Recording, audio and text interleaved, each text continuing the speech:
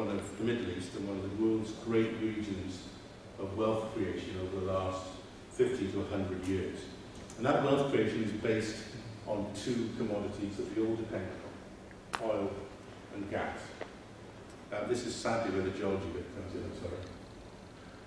This is the distribution of world gas reserves. The reason I show you this is because there's an incredible story of how nations in the Middle East have used this wealth to invest globally and reinvent themselves. Now, much is spoken about the changing balance of power in terms of oil and gas reserves between OPEC and non-OPEC countries. But the Middle East, and this comes from a BP study, which is the definitive annual study of reserves, the Middle East still holds over 40% of global oil and gas reserves. And in the world of architecture, it is the wealth that this has created that has been put to really quite incredible use. Let me show you one example. This is Saadiyat Island, schemes that have been currently delivered in Saadiyat Island in Abu Dhabi. When it's completed, and it'll be completed very shortly, we'll have 3 museums. It'll have a Louvre, written by Jean Nouvel, a National Gallery designed by Foster, which is on the right-hand side there, designed to emulate falcon feathers going into the ground, and a Guggenheim, not surprisingly, you can see that on the top left, designed by Frank Gehry, who was given what looks like a pretty broad remit, given for him to design something which is pretty wacky, but that's all been delivered. And this is being done as part of a vision from the Emirati government and the Emirati residents to create something out of their oil economy which is actually turns their nation into a destination. And it transforms their economy, and they're using architecture to do it. Now this is where the link between the Shard and Jersey starts to get stronger. This is Doha. Doha, the capital of Qatar. Home to some of the most spectacular towers, and the collection of some of the most spectacular towers anywhere in the world. Driven by the vision of the government, the residents, the ruling family, Qatar has commissioned some of the leading architects in the world to create this scale. This is the detail. They've brought in A.M. Pye, Hadi Saman, Jean Nouvel, Robson Curran, GHD. They've all expressed creative talent in modern-day Qatar based on the wealth created from the oil and gas reserves that they have.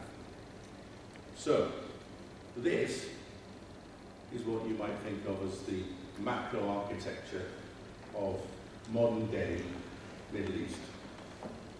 But I want you to talk just for a little while, not about modern-day Qatar, but to go back 250 million years ago, when things like that were roaming around. A very, very different world. And when the Earth looked not like it does today, but like that. 250 million years ago, rather than all of the continents that we know today, the architecture of the world was very different. It was all one large continent. And what we now know as the Middle East was a very shallow, warm sea.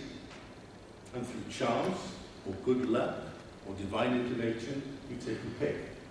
250 million years later, the Earth looks like it does today, and 40% of the oil and gas anywhere in the world is concentrated in that Middle Eastern region. And of those 42%, 14% is in Qatar. That is a map of a gas field, which is actually bigger than the country of Qatar, called the North Dome, which contains 14% of all of the world's gas reserves. So if you think that we're still not dependent on the Middle East for everything we do, then I think you need to think again. And there is a very specific link between that and the UK, because thanks to the ability to liquefy and transport that gas, almost 20% of UK gas consumption now comes from Qatar. Indeed, the UK is now almost totally dependent on imported gas, either from Norway or Russia or from Qatar, for being able to do this. This is not my family, by the way, because none of my kids could. Of course, all of this global commercial activity creates tremendous wealth and investment capacity around the world. And this is where Jersey and the Shard are linked. Jersey offers Islamic investors flexible legal systems, a regulatory regime, and a tax-neutral environment that positions us as a leading provider of Islamic financial services. And that is where the link really crystallizes.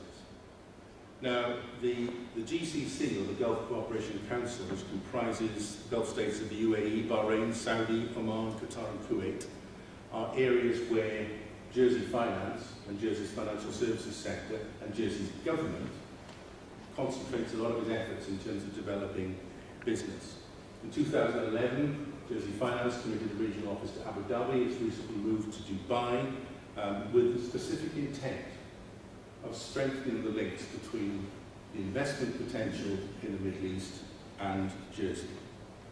It is probably one of the fastest growing emerging markets, underpinned by those oil reserves. And what Jersey can offer is, in the banking and private wealth management and international finance areas, genuine strength, experience, and credibility. And there's a growing recognition in the Gulf for the need for real substance, real sound corporate governance, and robust legal jurisdiction, all points where we are world leaders. Now, Jersey is a centre of excellence for Islamic finance.